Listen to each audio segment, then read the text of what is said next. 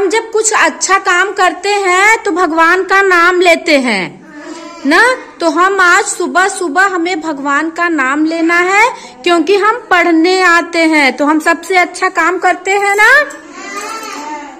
उधर देखो, तो मैम आप लोगों को छोटी मैम प्रार्थना कराएंगी, ठीक? आप लोग भी प्रार्थना करो। ओके शिवाय, हाथ जोड़ के भगवान जी का नाम लो, ठीक?